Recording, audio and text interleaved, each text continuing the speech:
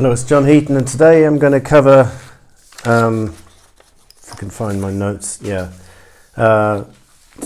songs which were number one hit singles, but which the artists didn't write themselves. Obviously, there's loads of examples of this over the years, and I've mainly drawn from my collection, as I usually do.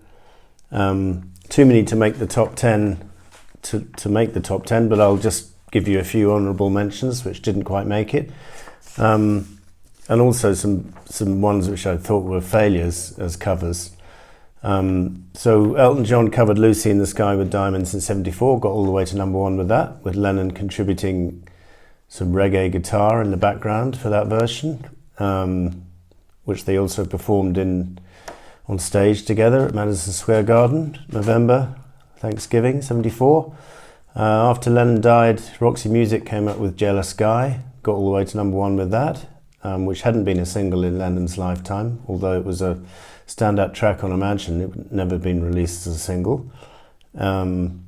Alexandra Burke had a huge hit with her version of Hallelujah, the Leonard Cohen song, which was an 1984 Leonard Cohen song. Her version came out 2008. In 1992, Eurasia came out with an EP, which is a 4-track single of ABBA songs, and this was round about the time that ABBA were enjoying a renaissance with groups like Bjorn Again touring and ABBA Gold coming out. Anyway, Lay Your Love on Me was the lead track on the EP, which also featured, I think, SOS, Take a Chance on Me, and Voulez-Vous. And Lay Your Love on Me had not been a huge single for ABBA back in the day, but this EP got to number one in '92. Three Dog Night, their version of the Nielsen song One, didn't get to number one, it got to number 4 in 1969, but I thought that was worthy of a mention.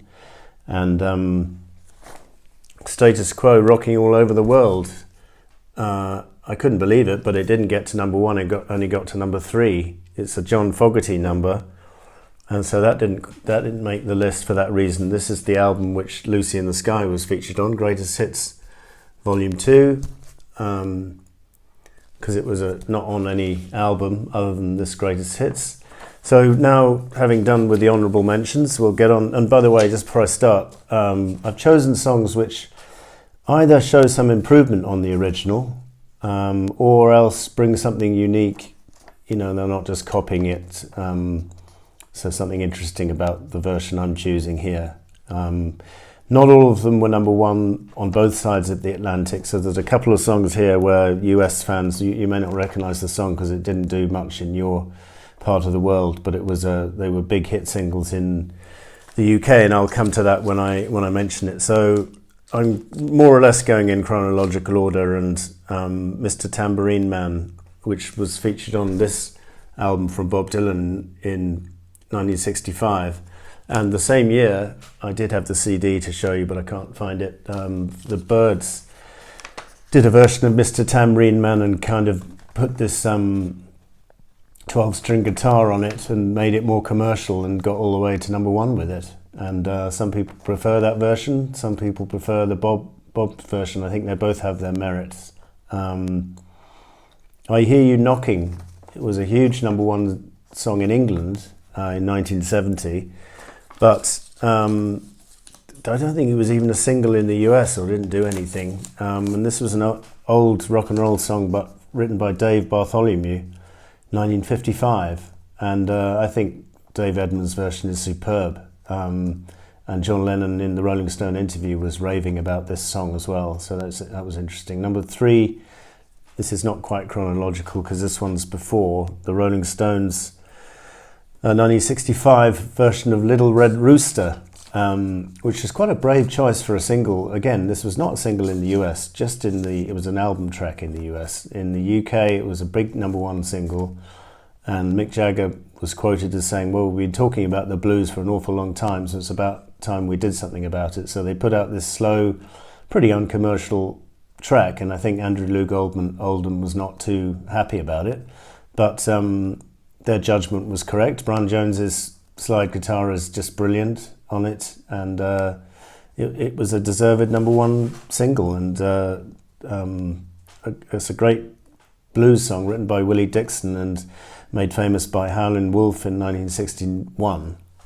Okay, now we've got probably one of the most famous cover versions ever, which is a track from this Badfinger album, No Dice, which Harry Nilsson had been listening to subliminally, or he'd heard this song, Without You, and he couldn't place it where it was from, and he thought it must be an old Beatles track, so they went through all the Beatles albums, couldn't find it, and then eventually found it on this Badfinger album and produced a version for this album, which Richard Perry produced, and just basically did an absolutely stunning version of it. And Badfinger were in the Next Door studio, I believe, and when they'd finished mixing the track, they invited the band in to hear what they'd done with it, and they were just flabbergasted in a good way. You know, they couldn't believe what Nilsson had done. And this is my sheet music of Without You, with a picture of Nilsson on the front, but clearly saying written by Pete Ham and Tom Evans, both from Badfinger, both no longer with us, sadly. But that's, they said they always wanted to write a standard, and they did. Among other great songs of their career, this was probably the highlight from a songwriting point of view. So that was Without You, huge #1 single for Nilsson in '71. Then we've got You're 16, which Ringo had a huge #1 single in the US with in early '74. The album came out at the back end of '73, and Richard Perry's on record saying he thinks this is Ringo's best solo song. It's superbly produced, really warm production, Paul McCartney contributing a mouth sax, Jim Keltner along with Ringo on drums, Nicky Hopkins on piano, guitars from Jimmy Calvert and Billy Poncia, bass from Klaus.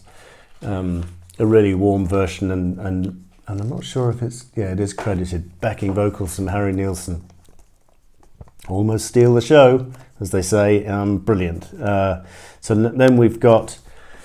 Did I show you the album that Little Red Rooster comes from? It's from this compilation album in the UK. It was on a proper album in the US. I forget what the name of the US album was, but this was High Tide and Green Grass, and Little Red Rooster sitting on there, along with the other hits of the period like Satisfaction and The Last Time It's All Over Now. Next we're going to choose an Eric Clapton song and his version of Bob Marley's I Shot the Sheriff, which came out in '74 on 461 Ocean Boulevard and got all the way to #1 in the charts with it in the US, at least. And Bob Marley's version was decent, but I think Eric did a really, really good rendition of it, and probably made it a bit more commercial, a bit more catchy. But he had a good band playing with him on, I think it was Jamie Oldacre on drums, and who else have we got? Yvonne Elliman backing vocals, George Terry on guitar, piano from Albie Galuten, organ Dick Sims, bass Carl Radle, and drums Jamie Oldacre. Yeah, tour de force album there, comeback after his 3 years of hiatus following Layla. 3 or 4 years were hit when he was doing nothing really, just recovering from his drug problems. So that was Eric Clapton with I Shot the Sheriff. Now we've got Terry Jacks' #1 single in most of the world, certainly the US and UK and a lot of countries in Europe. Seasons in the Sun it's called, huge single, but the original song was written in French by Jacques Brel, and it was a bit of a dour song, not very catchy, not very uplifting at all, not very. The tune didn't really come out, and then Rod McEwen wrote some English lyrics to it, and that's the version that Terry Jacks based his rendition, and it's very warmly produced and sort of made more commercial, radio friendly, if you like, and you can see why, if you watch the video or listen to the song, you can see why it was a monster hit single, and it's based on a true story about a friend of Terry Jacks, who was dying, and I'm not sure about the original French version, but it's similar, kind of saying goodbye to someone when they're about to die, and very moving for that reason.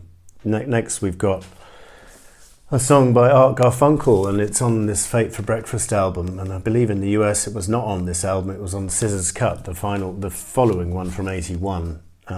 Terrible cover, by the way, don't you think? Anyway, I don't know what he was thinking there, holding a piece of chicken. But this song is not really a cover version, because Mike Batt, I think, wrote it specially for the film Watership Down and got Art Garfunkel to sing it. So, but I thought it was worthy of a mention because Mike Batt doesn't often get recognition for writing this song and other classics like A Winter's Tale for David Essex. It got to number 1 for 6 weeks in the UK in 1979. It was the top-selling single of that entire year. In the US, I don't believe it was even a single. If it had been, they probably would have done it in concert in Central Park with Simon in '81, but it hadn't been a single, so it wasn't known in the US. I'm not sure why, because it's a glorious song. It's just been featured in a Black Mirror episode, Demon 79. Check that one out. It's at the beginning and end of that episode. And it perfectly suits Art Garfunkel's voice.